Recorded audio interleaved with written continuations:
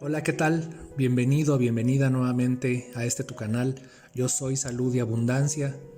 En esta ocasión quiero compartirte el extracto de una entrevista realizada a Eckhart Tolle, quien es un guía espiritual y escritor alemán residente en Canadá.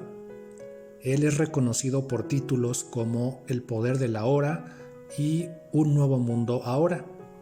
El tema que aborda y maneja con claridad y maestría es relacionado con el libre albedrío y el despertar de conciencia en estos momentos que está viviendo la humanidad. Espero te sea de utilidad para que puedas identificar el poder de tu mente, de tu conciencia, que es la habilidad de estar atento a tus pensamientos para llevar una vida llena de salud y abundancia en todo momento y etapas de tu vida. También quiero invitarte a que te suscribas al canal, ya que estaremos subiendo videos relacionados con temas muy interesantes que esperemos te sean de utilidad. Muchas gracias y que Dios te bendiga.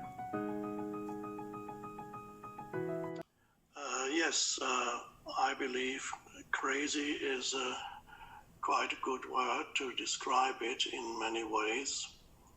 There's been many collective challenges. The main one is the virus and the lockdowns and various other challenges.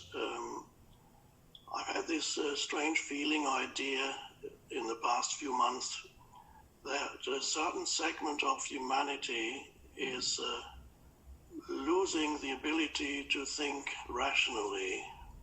There's a decrease in whether I call it IQ or whatever it may be. There's a diminishment of rational faculty as reflected in many ways on mainstream media, social media, and so on.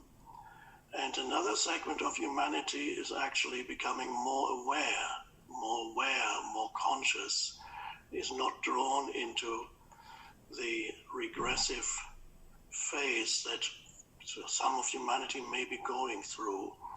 It's not unusual for humanity to occasionally collectively regress to a lower state of consciousness. It has happened whenever a country or a collective has been taken over by an almost, one could say, toxic ideology that has completely taken possession of millions of people's minds. Look at, of course, National Socialism in Germany. The Maoist Cultural Revolution was quite crazy. What happened in Cambodia under Pol Pot. Totally crazy ideas invaded millions of people's minds and reduced their ability to actually engage in rational thinking and totally, and these are just a few examples of totally toxic and irrational thoughts taking over people's minds. To some extent, I've been seeing this happening collectively, not just in one country, in quite a few many Western countries that I'm aware of, but it has not affected everybody. Some people have managed to remain aware. They have not been, one could say, infected by what one could perhaps call a mental virus or mental viruses that reduce people's ability to actually see reality. Reality then gets distorted through the veil of these mental viruses that have taken over people's minds. This is more serious pandemic than anything that happens on the physical level as far as pandemics are concerned, the actual viruses.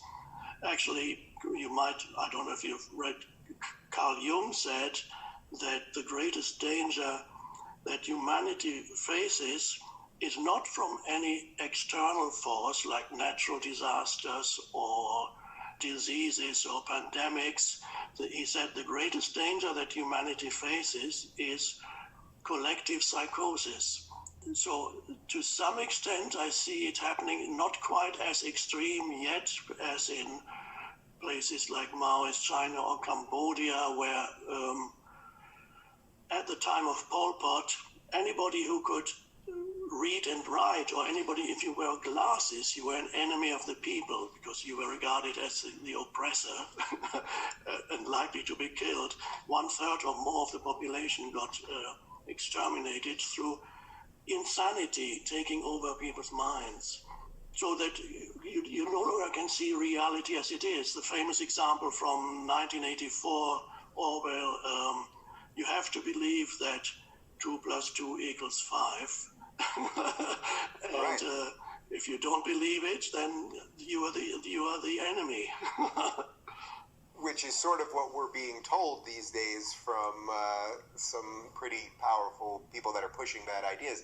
But I suspect that you think if more people lived in the moment, if more people harness the power of now, that would be the best inoculation from this mind virus? Yes, inoculation or immunity. I think I would use immunity. Mm-hmm. The key is what we could call awareness, or I sometimes call it presence. Awareness or presence is nothing complicated, or it's the ability to become aware of your thoughts. So you can take a step back and observe what thoughts are going through your head. For example, when this ability arises, I call that the beginning of a spiritual awakening. Spiritual is no longer being completely trapped and identified with the movement of thinking. This is particularly important now. The danger of viral infection on a mental level has always been there, but it's now become magnified by the technology that we now have. A toxic idea, a toxic thought can spread like wildfire through the internet within a few days and can take possession or become lodged in countless people's minds. And once a thought has become lodged, then it will attract associated thoughts that resonate with it. And then suddenly you see reality through the veil of that irrational thinking, but you don't know that this is happening because you do not have the immunity of awareness. Awareness is the ability to know what your mind is doing. It's also, for example, the ability, I think it was Aristotle who talked about the ability of having two conflicting thoughts in your mind without necessarily identifying with either. That implies there is an awareness there. Without awareness, one thought will draw you in completely. You will identify with completely. And then everything else is then disregarded or regarded as threatening. The egoic self it identifies with one particular position.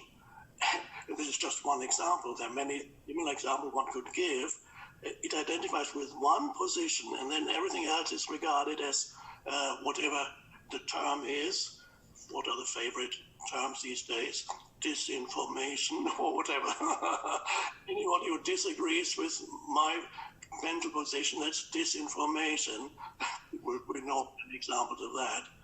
How do you actually climb out of something if you're unaware of it at some level? Yes, to become aware of one's thinking, there's no easy answer to that. To many people, it happens naturally. For example, it tends to happen sometimes to people on a personal level whose thinking becomes so negative. In other words, the stories they tell themselves, narratives that people have in their heads, in their minds.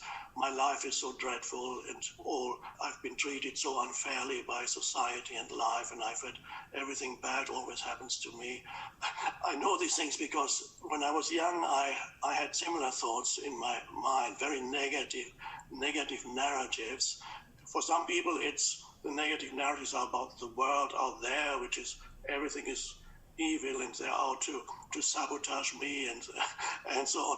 Or the negative narrative may be about myself. There's something wrong with me.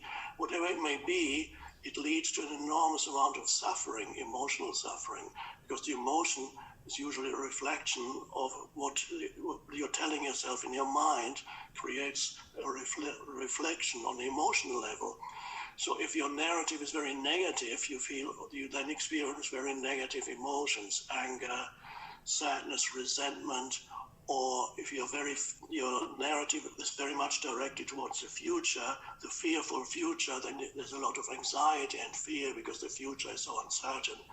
So people who go into a lot of suffering, at some point, they sometimes realize that the suffering they experience is actually produced by their own minds. For example, somebody might suddenly wake up and say, for the past few hours, I've been engaged in negative thinking about myself and the world. Wow, isn't that amazing? And I have these thoughts that come back again, they recur again and again, thoughts about myself, things I tell myself about myself. So these thoughts are creating so much suffering. You can stand back and see, well, I'm so negative.